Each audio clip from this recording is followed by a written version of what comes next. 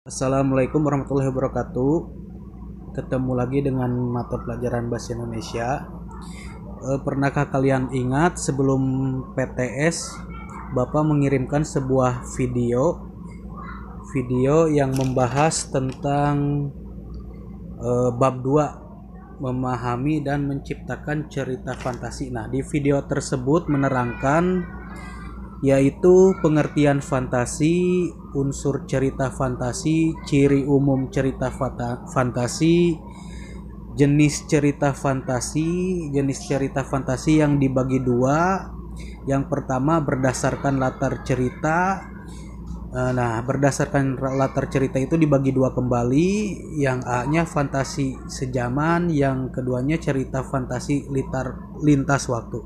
Nah, jenis fantasi yang keduanya yaitu berdasarkan kesesuaiannya dalam dunia nyata. Nah, dibagi dua lagi, yang A fantasi total dan B cerita fantasi irisan. Nah, lalu video kedua Bapak menerangkan mengenai mengidentifikasi yang itu loh, video kedua mengidentifikasi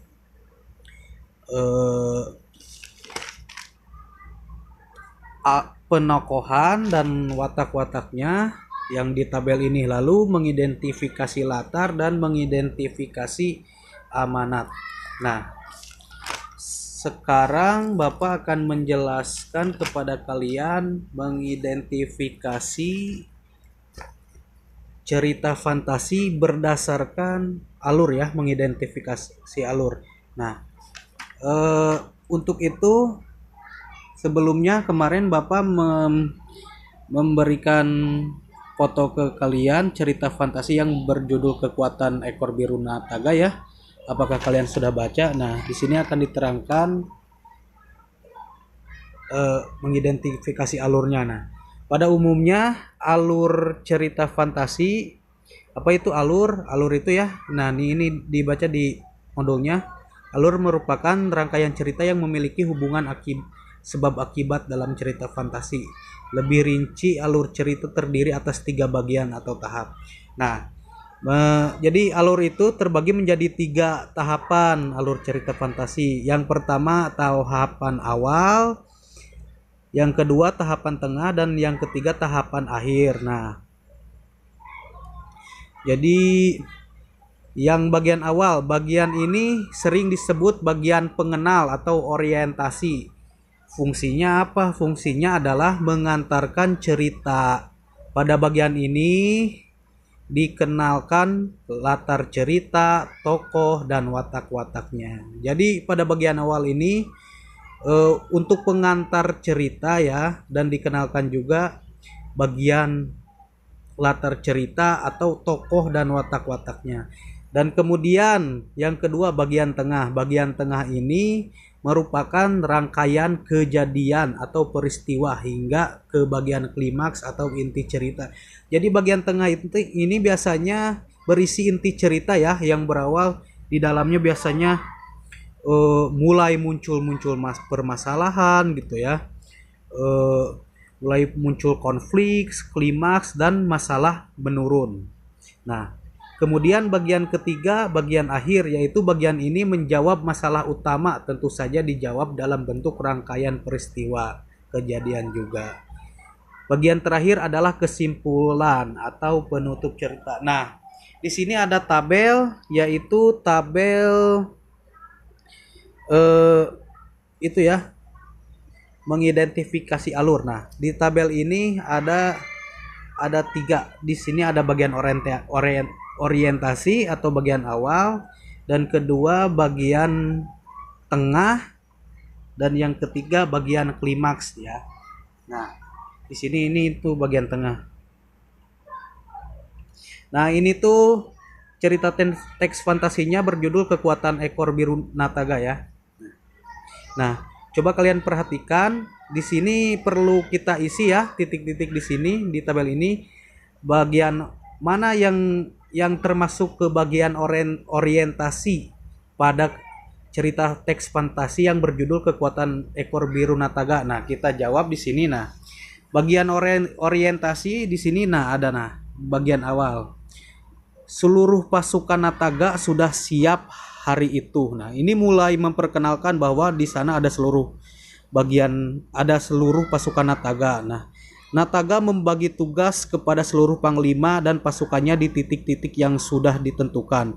Seluruh binatang di Tanah Modo tampak gagah dengan keyakinan di dalam hati, mempertahankan milik mereka ya, hari itu. Sejarah besar Tanah Modo akan terukir di hati seluruh binatang.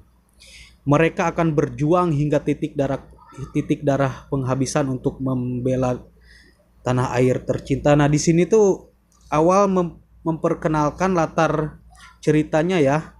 Nah, yaitu yang disebut orientasi itu, ini tahap perkenalan gitu kan. Tuh, tahap perkenalan, tahap latar cerita, tahap tokoh wataknya. Nah, di sini nanti kita tuliskan yang tadi ya. Nah, yang seluruh pasukan sampai tanah air tercinta. Nah, kemudian di sini sudah terisi ya yang bagian tengah atau bagian isi dari jadi bagian tengah ini, saat yang ditunggu pun tiba, mulai terlihat bayangan serigala-serigala yang hendak keluar dari kabut. Nah, di sini sudah jelas ya, saat yang ditunggu pun tiba, terlihat bayangan serigala yang hendak keluar dari kabut. Ini mulai muncul konflik atau masalah. Jumlah pasukan cukup banyak. Nataga dan seluruh panglima memberi isyarat untuk tidak panik. Nah, ini kan sudah suatu masalah nih, diperkenalkan suatu masalah gitu kan, inti ceritanya. Nah, pasukan siluman serigala mulai menginjak pulau Tanah Modo. Usul menyusul bagian air, tubuh mereka besar-besar dengan sorot mata tajam. Nah, ini tuh bagian inti cerita ya, tahap pemunculan konflik atau masalah gitu ya biasanya. Nah, di sini tuh ada tuh dari saat yang ditunggu pun tiba tuh ya, sampai aba-aba dari Nataga. Sampai aba-aba dari Nataga. Nah, jadi ini bagian tengahnya, bagian tengah. Nah, dan berikutnya kita identifikasi mana itu bagian klimaks. Klimaks itu kan bagian akhir cerita atau penutup. Nah, bagian penutupnya di sini nih, atau kesimpulannya. Nah, di sini nih. Nah, selesai pertempuran Nataga segera menuju ke atas bukit, bergabung dengan seluruh panglima. Levo, Goros, Lamia, Sika, dan Mora memandang Nataga dengan haru dan tersenyum, mengisyaratkan hormat dan bahagia. Ini di sini kesimpulan ya. Nah, itu adalah kita belajar mengidentifikasi alur pada cerita fantasi yang berjudul Kekuatan Ekor Biru Nataga.